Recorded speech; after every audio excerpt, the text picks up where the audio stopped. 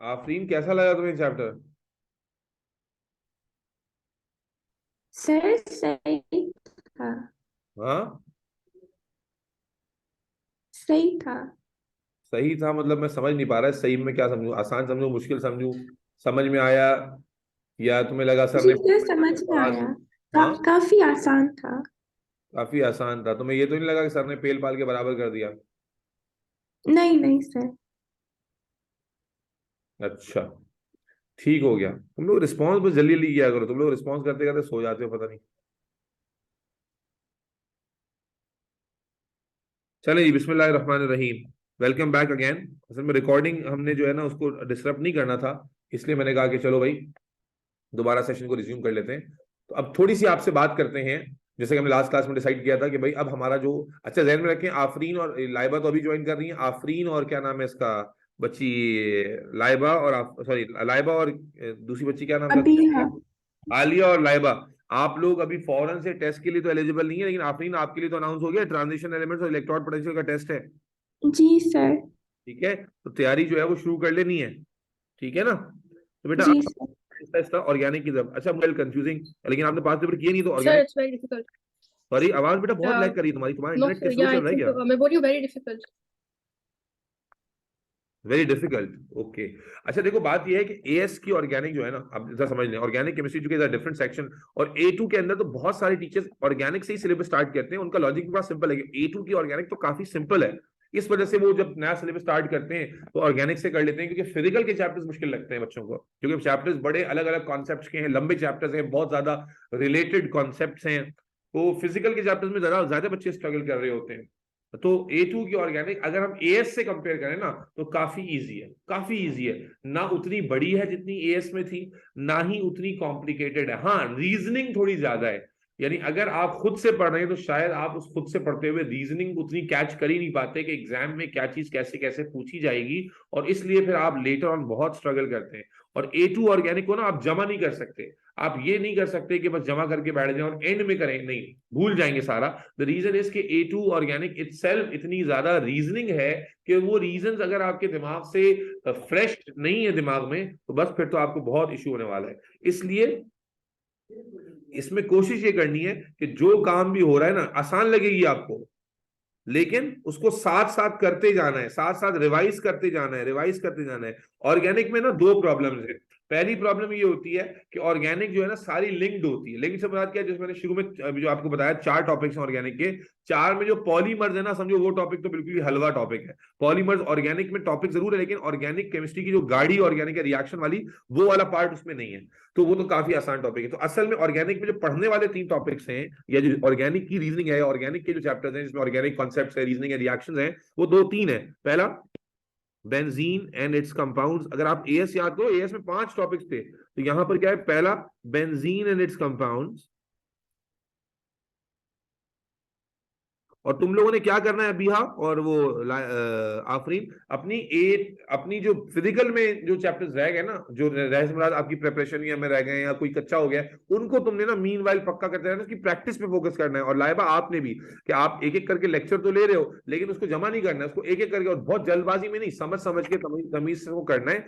जब तक ऑर्गेनिक चल रही, क्योंकि ऑर्गेनिक में आपको पास पेपर साथ साथ नहीं करने हैं, बल्कि जब तक ऑर्गेनिक में कह रहा हूँ यहाँ तक चल रही है, सिर्फ समझना और रिवाइज करना है। तो मीन वाइल आप क्या करेंगे, फिजिकल केमिस्ट्री के जो टॉपिक्स हैं उनको कंप्लीट करके उनकी प्रैक्टिस शुरू करेंगे। तो बेंजीन एंड इट्स कंपाउंड्स। दूसरा टॉपिक जो मेन है वो है कार्बोक्सिलिक एसिड एंड डेरिवेटिव्स। और तीसरा टॉपिक जो हमें पढ़ना है वो है नाइट्रोजन कंटेनिंग ऑर्गेनिक कंपाउंड्स।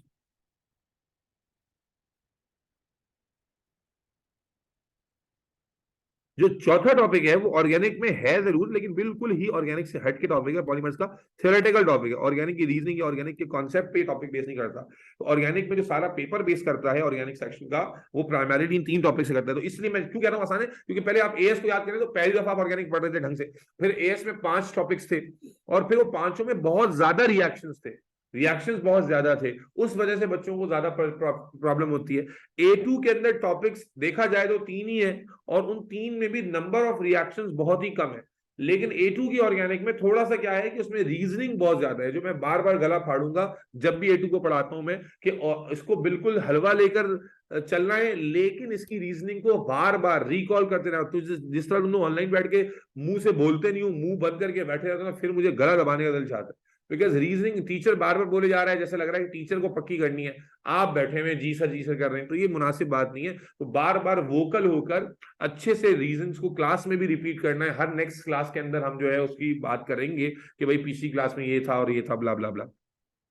ठीक है बेटा, तो इंशाल्लाह आसानी से हो जाएगी। दूसरा एक मुसीबत यह है कि A2 ऑर्गेनिक के अंदर AS ऑर्गेनिक के भी बहुत सारी चीजें आती हैं ऑलमोस्ट, यानी ये कहना गलत नहीं होगा कि A2 ऑर्गेनिक में AS ऑर्गेनिक भी ऑलरेडी शामिल है। ठीक है, और ना सिर्फ ऑर्गेनिक में, बल्कि मैंने तुम लोगों को पहले ही बताया था जब केमिस्ट्री स्टार्ट की थी मैंने A2 की, कि भाई AS केमिस्ट्री ऑलमोस्ट सारी ही A2 केमिस्ट्री में एडेड है। A2 केमिस्ट्री का अपना सिलेबस तो उतना बड़ा नहीं है, लेकिन चूंकि उसमें AS भी ऐड हो जाती है, फिर A2 केमिस्ट्री के अपने टॉपिक्स का डिफिकल्टी लेवल डिफरेंट है, इस वजह से फिर केमिस्ट्री बहुत ज्यादा मुश्किल हो जाती है। तो अगर किसी बच्चे का AS केमिस्ट्री बहुत वीक था तो A2 केमिस्ट्री में भी प्रॉब्लम्स आ सकती हैं। तो मैं अपने एंड से क्या कर सकता हूं अपने A2 के बच्चों के लिए, कि भाई अभी मैं AS में भी ऑर्गेनिक इंशाल्लाह स्टार्ट कराने लगा हूं, उनकी भी फिजिकल खत्म हो गई है, ऑलमोस्ट लास्ट चैप्टर चल रहा है, उनके फिजिकल में 9 चैप्टर्स थे, तो अब जो है उनकी भी ऑर्गेनिक स्टार्ट होने लगी है। तो कोई बच्चा चाहे अपनी AS केमिस्ट्री को अगर तगड़ा करना चाहता है तो या तो मुझसे AS केमिस्ट्री के लेक्चर्स ले सकता है विदाउट पेइंग एनीथिंग एक्स्ट्रा, और अगर और अच्छे से चाहता है तो AS केमिस्ट्री की जो लाइव क्लासेस हैं जब ऑर्गेनिक की हो रही होंगी तो वो उन लाइव क्लासेस को भी अटेंड कर सकता है without giving any extra fee, और उसके साथ AS केमिस्ट्री भी पढ़ सकता है। ये मेरी तरफ से एक ऑफर हो सकती है, और इसके अलावा मैं कुछ क्या करूं, क्योंकि A2 के और ऑर्गेनिक में AS की ऑर्गेनिक की चीजें भी बहुत ज्यादा पूछी जाती हैं। अगर थोड़ी बहुत आ रही होती तो मैं कहता एग्जाम से पहले बेटा देख लेना, ऐसा नहीं, you have to have everything in your mind. तो जिसको दोबारा पढ़ना हो वो मुझसे पूछता रहे कि कब स्टार्ट हो रही है एएस में, तो वो क्लासेस वाली भी ज्वाइन कर ले, और नहीं तो रिकॉर्डिंग ले ले, रिकॉर्डिंग के थ्रू सुन ले, जैसा फीजेबल हो, लेकिन करना है। हाँ, अपने आप में जहां तक A2 केमिस्ट्री की बात है ऑर्गेनिक की, तो वो इतनी ज्यादा खुद में मुश्किल नहीं है, सिवाय इसके कि रीजनिंग इसमें आती है और रीजन भूल जाते हैं कंफ्यूजन की वजह से। मुश्किल नहीं है रीजन, उस वक्त समझ में आ जाएगा, लेकिन बाद में रिपीट ना करने की वजह से भूल जाने का मसला सामने आता है। बहरहाल ये सारी तो तमहीद मैंने बांध दी विद ऑल दिस इंट्रोडक्टरी बातें। अब हम पहली हेडिंग लगाते हैं।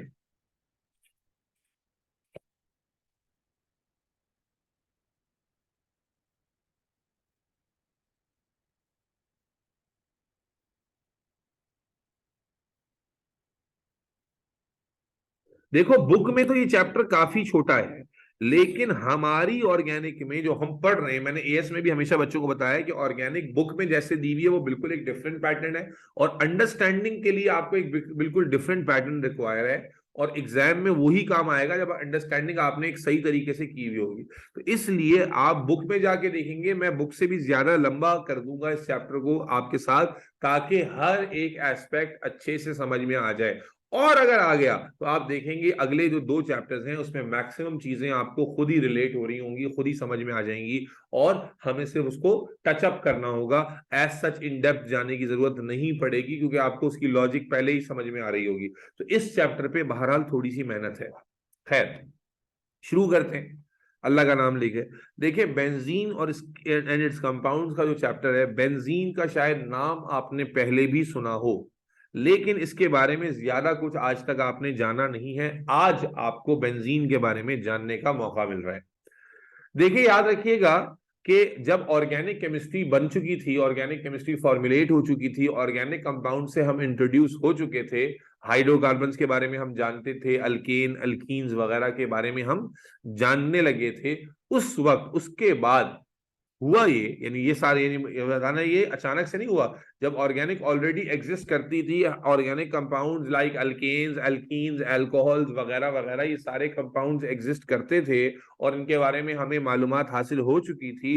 At that time Michael Faraday जिसने वो इलेक्ट्रोलिसिस का लॉ भी दिया था, उस बंदे ने मिंट मिंट, पुदीना जिसको कहते हैं, मिंट के पौधे में से, मिंट के लीफ में से एक यूनिक ऑर्गेनिक कंपाउंड को एक्सट्रैक्ट किया।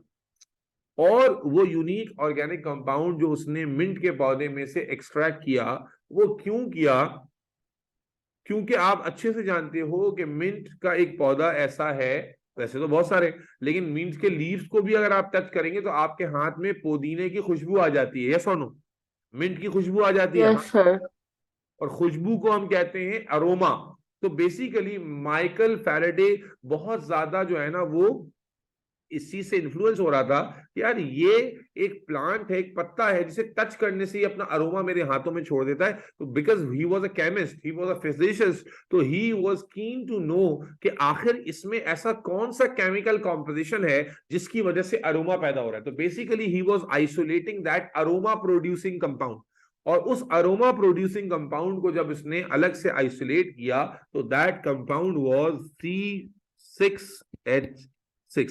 यानी जो कंपाउंड उसने मिंट के लीव में से, बहुत सारे होंगे कंपाउंड, उसमें से उसने पता नहीं कैसे जैसे करके जो अरोमा प्रोड्यूसिंग कंपाउंड था उसको अलग किया। और वो अलग करने पर जब उसका मॉलिक्यूलर फॉर्मूला उसने फाइंड आउट किया, दैट शोज C6H6। और इस कंपाउंड को उसने बेंजीन का नाम दिया।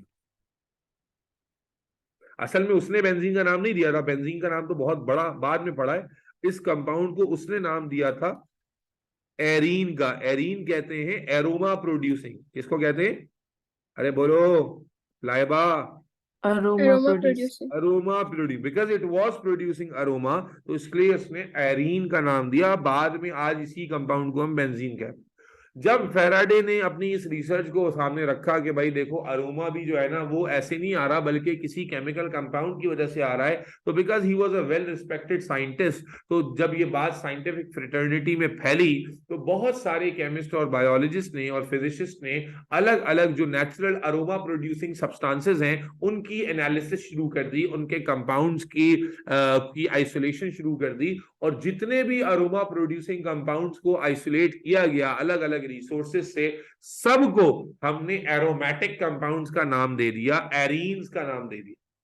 ठीक है, तो बेसिकली आज की तारीख में एरीन एक कंपाउंड नहीं है, बल्कि एरीन हर उस कंपाउंड को कह सकते हैं जो अरोमा प्रोड्यूस करता है, खुशबू प्रोड्यूस करता है। तो बेसिकली इनिशियली एरीन कहा गया था बेंजीन को, और क्यों कहा गया था? अरोमा प्रोड्यूसिंग एबिलिटी की वजह से। बट लेटर और बहुत सारे कंपाउंड्स अरोमा प्रोड्यूसिंग डिस्कवर किए गए, तो एरीन एक ग्रुप बन गया अरोमा प्रोड्यूसिंग कंपाउंड का। अब मसला ये नहीं है, तो ठीक है माइकल फैराडे ने आइसोलेट कर लिया, अरोमा प्रोड्यूसिंग का एरीन का नाम दे दिया, और उस वक्त की साइंटिफिक टेक्निक्स के को यूज करते हुए उसने इसका मॉलिक्यूलर फॉर्मूला भी फाइंड आउट कर लिया C6H6। लेकिन जब ये मॉलिक्यूलर फॉर्मूला फाइंड आउट हो गया, असल गड़बड़ उसके बाद शुरू हुई। आखिर क्या खास बात है जिसकी वजह से आज हम अलग से इस कंपाउंड को पढ़ रहे हैं? वरना C6H6 तो एक हाइड्रोकार्बन है ना, और हाइड्रोकार्बन तो हम ऑलरेडी एएस में पढ़कर आए नहीं आए? बोलो भाई, अल्केन अल्कीन अल्कीन पढ़ा था ना, हाइड्रोकार्बन से, हाँ या ना बोलो। Yes sir. तो फिर क्या वजह है कि आज हम ये अलग यस से सर। पढ़ रहे हैं? तो कोई तो बात है। देखो बेटा, जब तुम अल्केन अल्कीन की नॉलेज तुम्हारे पास ऑलरेडी है, ऑर्गेनिक केमिस्ट्री ऑलरेडी एग्जिस्ट करती है, तो बेटा आपको पता है कि 6 कार्बन के साथ अगर हम अल्केन्स की बात करें, जरा बताइएगा मुझे लाइबा, अल्केन्स में अगर 6 कार्बन हो तो हाइड्रोजन कितने होने चाहिए? 14। याद कीजिए, पढ़ा था आपने अल्केन्स का जनरल फॉर्मूला जी CnH2n+2।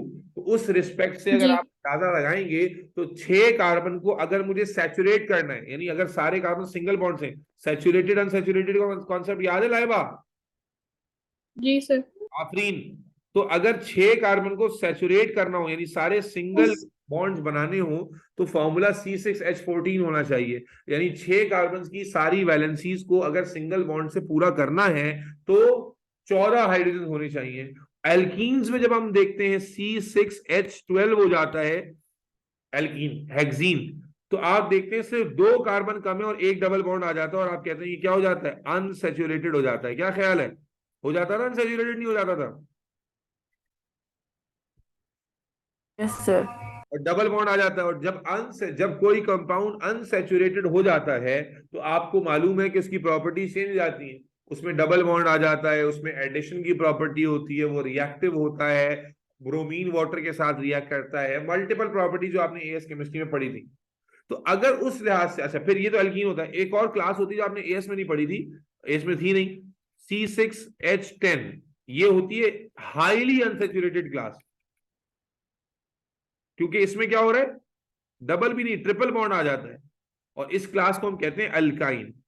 और इसमें और ज्यादा अनस्टेबिलिटी होती है, और ज्यादा ये रिएक्टिव होता है। खुलासा ये कि आप एएस में ऑलरेडी पढ़कर आ चुके हैं कि 6 कार्बन को सैचुरेट करने के लिए वी नीड 14 हाइड्रोजन, तब जाकर वो स्टेबल होते हैं। अगर 2 हाइड्रोजन भी कम हो तो डबल बॉन्ड यानी पाई बॉन्ड्स आ जाते हैं, और पाई बॉन्ड्स की वजह से जो स्टेबिलिटी ऑफ कंपाउंड है वो कम होती है, और जिसकी वजह से वो हाईली रिएक्टिव होते हैं और बहुत सारी प्रॉपर्टीज उसमें पैदा होती है।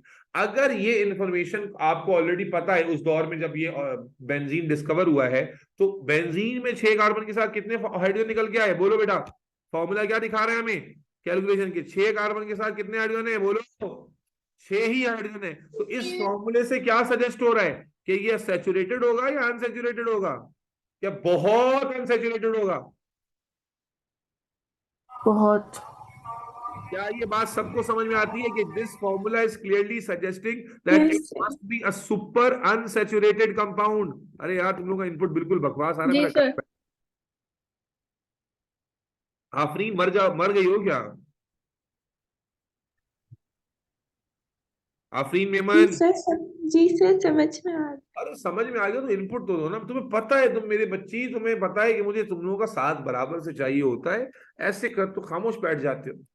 तो बेटा आपको ये बात क्लियरली समझ में आती है कि फॉर्मूला ऑफ बेंजीन जो पता चला that was C6H6, that suggest कि यार बेंजीन तो जब जब एल्कीन और एल्काइन जिसमें 12 और 10 हाइड्रोजन हैं वो इतने अनसैचुरेटेड हैं, तो अगर उस रेशो से चलें तो बेंजीन तो इन सबसे ज्यादा अनसैचुरेटेड होगा। यस और नो?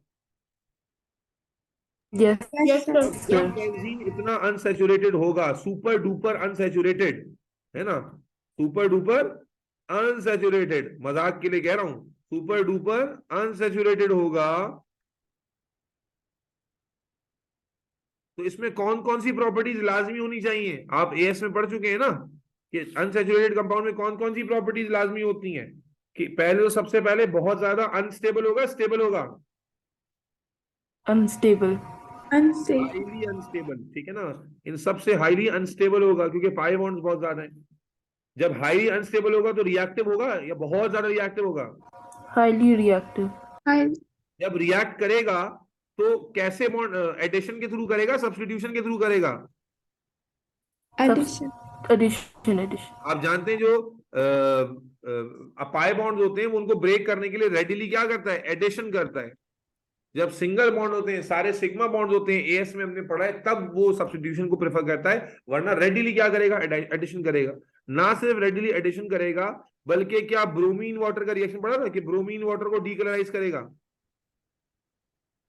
ओ लेवल से पढ़ते आए कि जो अनसैचुरेटेड कंपाउंड्स होते हैं जी वो सर। वाटर को, ब्रोमीन को अपने साथ क्या कर लेते हैं, एक्वस ब्रोमीन को ऐड कर लेते हैं, जिसकी वजह से ब्रोमीन का कलर डीकलराइज हो जाता है, रेडिश ब्राउन टू कलरलेस। इसी तरह एएस में आपने पढ़ा था जो एल्कीन्स होती हैं अनसैचुरेटेड, वो ऑक्सीजन को भी ऐड कर लेती हैं, ऑक्सीडेशन भी कर लेती हैं। तो क्या बेंजीन जो हाईली और जो है ना वो अनसैचुरेटेड है, हाईली, इसका फॉर्मूला सजेस्ट कर रहा है कि ये बहुत ज्यादा अनसैचुरेटेड होगा, तो क्या उसमें हाईली अनस्टेबल होना, हाईली रिएक्टिव होना, रेडिली एडिशन करना, ब्रोमीन को डीकलराइज करना और अंडरगोइंग ऑक्सीडेशन, क्या ये सारी प्रॉपर्टीज होंगी या नहीं होंगी, बोलो बेटा। Yes, sir. Only. और ये प्रॉपर्टीज Yes, sir. किसी एक्सटेंट पे होंगी या बिल्कुल अल्कीन और अल्काइन से भी ज्यादा होंगी? Alkene and alkyl से ज्यादा होंगी. जी लाइबा अजीज एंड आफरीन मेमन। जी सर ज्यादा होंगी। जी सर ज्यादा। जी हाँ बिल्कुल ज्यादा होंगी। और ये क्या हवाई बात हम कर रहे हैं? नहीं, हवाई बात नहीं कर रहे। We already have a practical evidence in form of alkane alkene alkyne. उस वक्त जिस वक्त ये डिस्कवर हुआ है उस वक्त अल्केन एल्कीन अल्काइन की पूरी जो स्टडीज थी वो फॉर्मुलेट हो चुकी थी, हमारे पास बेतहाशा एग्जांपल्स मौजूद थी ऐसी चीजों की। मेरे बच्चे, ये सब तो हमने सोचा कि ऐसा होगा और बेंजीन को देखकर हमें लगा कि यार ये तो बहुत ही कोई खतरनाक किस्म का कंपाउंड है बड़ा। लेकिन अब जब हमने प्रैक्टिकली टेस्टिंग शुरू की प्रॉपर्टीज की, उफ, दिमाग की दही हो गई। क्यों? प्रैक्टिकली प्रॉपर्टीज, जब हम प्रैक्टिकल प्रॉपर्टीज ऑफ बेंजीन पर जाते हैं, जब मैं एक्चुअल में, थ्योरेटिकली तो फॉर्मूला से जो हमें समझ में आ रहा है वो हमने बता दिया, लेकिन जब हम एक्सपेरिमेंटली चेक करते हैं, प्रॉपर्टीज को वेरीफाई करने की तरफ जाते हैं, ओए ओए ओए ओए, दिमाग का दही हो जाता है। क्यों? इसलिए कि बेंजीन में it's a highly stable compound, react ही नहीं करता, आसानी से रिएक्ट करता ही नहीं है, बहुत स्टेबल कंपाउंड है। जबरदस्ती कराएं तो बड़ी मुश्किल से रिएक्ट करेगा, वो भी इन प्रेजेंस ऑफ कैटलिस्ट, यानी कैटलिस्ट डालें, इसकी मिन्नत समाजत करें तो जाकर रिएक्शन करेगा, वो भी लो रिएक्टिविटी के साथ। एडिशन नहीं करेगा, कोई रिएक्शन एडिशन रिएक्शन नहीं करता। और अगर जबरदस्ती रिएक्शन कराएं भी तो सब्स्टिट्यूशन करता है। क्या करता है? सब्स्टिट्यूशन करता है, जो कि किसमें होती है? याद करो, अल्केन की प्रॉपर्टी होती है, सैचुरेटेड कंपाउंड की होती है, हाँ या ना? जी सर। फिर क्या ब्रोमीन वाटर के साथ कुछ कर रहा है तो हम कहते हैं do not decolourise bromine water. Bromine water को भी डीकलराइज नहीं करता। क्या ऑक्सीडेशन करता है तो हम कहते हैं do not undergo oxidation. Practically हमने जब ऑक्सीडेशन कराने की कोशिश की तो ऑक्सीडेशन भी नहीं हुई। अब यह कुछ चस्का आ रहा है, कोई मजा आ रहा है, सुन रही हो, समझ आ रहा है, सस्पेंस मिल रहा है कि भाई इतनी बड़ी ऑर्गेनिक हम फॉर्मुलेट कर चुके हैं और उसकी लॉजिकल बेसिस हमें ये बताती है कि भाई जब कार्बन के पास 14 हाइड्रोजन होते हैं तो वो सैचुरेट होता है, और जब कोई सैचुरेट होता है तो फिर बहुत सारी प्रॉपर्टीज उसमें आती हैं। लेकिन बेंजीन का फॉर्मूला ये क्लियरली सजेस्ट कर रहा है कि बेंजीन तो हाईली अनसैचुरेटेड कंपाउंड है। यस और नो? Yes sir. सर। और जी सर। अनसैचुरेटेड कंपाउंड की हैसियत से बहुत सारी चीजें हमने उसके बारे में प्रेडिक्ट की, लेकिन जब हमने उसको प्रैक्टिकली बच्चों वेरीफाई करना शुरू किया तो भाई ये तो कहानी बिल्कुल डिफरेंट हो गई, उल्टी हो गई कहानी। बेंजीन तो इंतहाई हाईली स्टेबल, यानी हर प्रॉपर्टी उसमें एक्सट्रीम लेवल की स्टेबल कंपाउंड वाली है, जबकि फॉर्मूला सजेस्ट कर रहा है कि हाईली अनस्टेबल है। तो मेरे बच्चे, आज जो आप बेंजीन को अलग से पढ़ रहे हैं ना, उसका लॉजिक यही है कि बेंजीन अपनी नौयत का एक यूनिक कंपाउंड था जो कि उस वक्त की केमिस्ट्री की दुनिया को हिलाने का सबब बन गया। क्यों?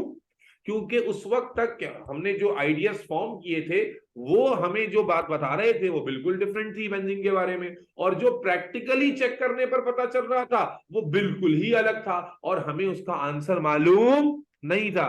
How can possibly a compound with 6 carbon but only 6 hydrogens, which should be clearly unstable, तो भाई how that compound with all those pi bonds can behave as a stable compound, जबकि हम देख रहे हैं कि जब एक pi bond या एक डबल या एक ट्रिपल बॉन्ड भी आता है तो कंपाउंड की स्टेबिलिटी की तहस नहस हो जाती है। How a compound like benzene with such a less amount of hydrogens to saturate carbon can behave so stable? मेरे बच्चे, that was a big question, और इसी क्वेश्चन को हल करने के लिए आप बेंजीन को अलग से पढ़ रहे हैं। समझ में आई बात? क्या लगता है अभी? हाँ, यस सर। गड़बड़ हुई है नहीं हुई है?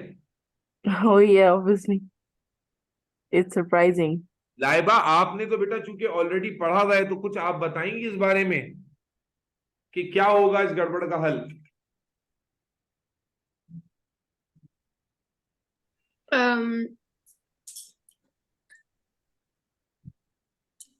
अभी जो मैंने आपको बातें बताई हैं ये आपने पढ़ी होंगी ना बेटा, मैं वही पूछ रहा हूँ कि जी होगा इस सस्पेंस को ब्रेक करें कि क्या? पहले तो समझ गई ये सस्पेंस है कितना बड़ा, एक ये नहीं आज इसको अलग से जी। तो उसकी हाँ तो बोलो। ताकि उसकी एरोमेटिसिटी खराब ना हो, दे गो undergo electrophilic attack.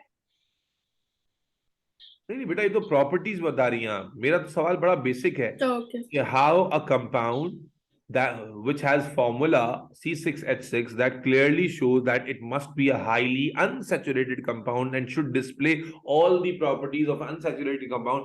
How that compound is behaving or showing total against behavior show कैसे कर रहा है वो compound? सर पता नहीं। नहीं। तो मेरे बच्चा यही यूनिक रीजन की वजह से आज आप बेंजीन को अलग से पढ़ रहे हैं। तो बहरहाल साइंटिफिक दुनिया में एक तहलका मच गया। जाहिर है कि जो उस वक्त की पूरी फॉर्मुलेशन थी ऑर्गेनिक की खड़ी हुई वो एक तरफ थी और बेंजीन का अपना बिहेवियर एक तरफ था। अच्छा ये भी नहीं कि आप कहते हैं कि एक्सेप्शन है भाई, सारी प्रॉपर्टीज में ही वो अगेंस्ट जा रहा था ना। और याद रखिए थ्योरेटिकल बेसिस आप जितनी भी बना लें, प्रैक्टिकली जो चीज नजर आ रही है आप तो उसी को हकीकत कहेंगे। तो बेंजीन की जो रियल बिहेवियर नजर आ रहा था वो बिल्कुल ही ऑपोजिट था, और जो हमारी थियोरेटिकल अंडरस्टैंडिंग थी सैचुरेशन और अनसैचुरेशन की वो बिल्कुल डिफरेंट थी। तो अब मेरे बच्चे बहुत ज्यादा एक खलबली मच गई, एक तहलका मच गया, और मुख्तलिफ पूरी साइंटिफिक दुनिया के अंदर मुख्तलिफ साइंटिस्ट ने सोचना शुरू किया कि यार how this can be possible. अब उसको फाइंड आउट करने का एक आंसर ये था, एक तरीका ये था कि हमें अब तक फॉर्मूला पता चला था, we didn't know the arrangement कि भाई ये 6 कार्बन 6 हाइड्रोजन कैसे अरेंज हुए हैं। तो हमें सिर्फ फॉर्मूला पढ़ा था और उस फॉर्मूले से हम एस्टिमेट कर रहे थे कि भाई ये अनसैचुरेटेड होगा, जाहिर है डबल बॉन्ड ट्रिपल बॉन्ड के थ्रू अटैच होगा। तो फिर साइंटिस्ट ने बेंजीन के अलग अलग फॉर्मूला सजेस्ट करना शुरू किए। ठीक है, जैसे अगर एक फॉर्मूले की बात करें तो एक स्ट्रक्चर बेंजीन के बारे में सजेस्ट किया गया कुछ ये वाला।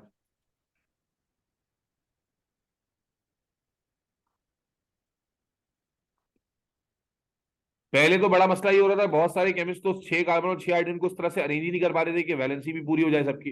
लेकिन फिर एक बड़ा कामयाब स्ट्रक्चर ये वाला आया, ठीक है, जिसको di ethyl sorry di not di ethyl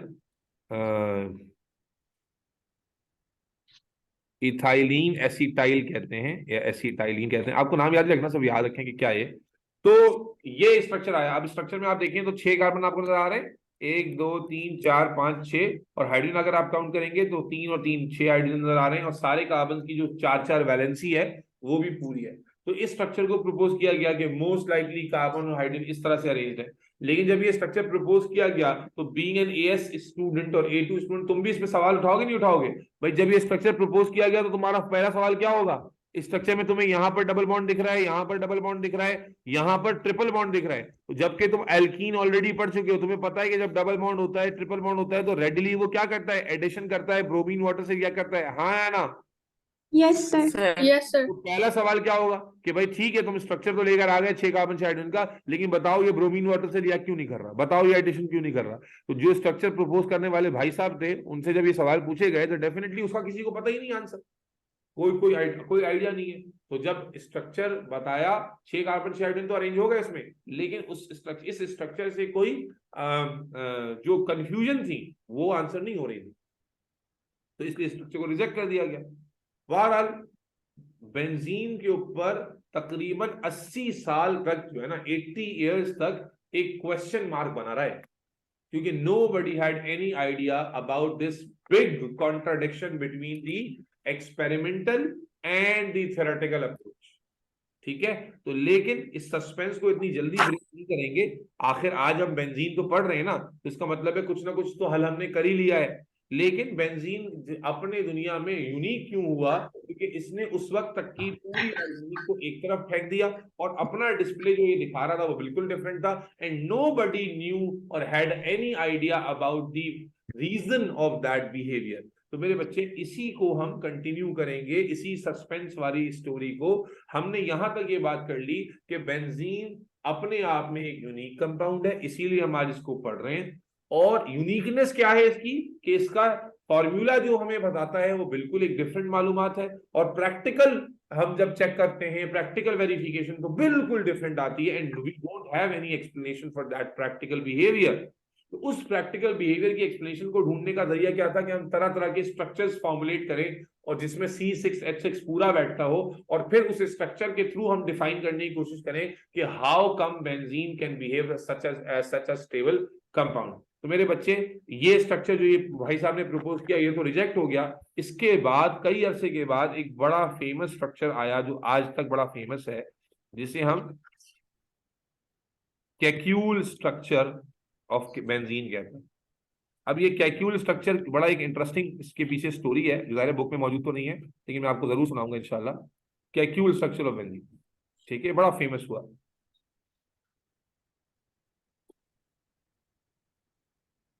ठीक है ना।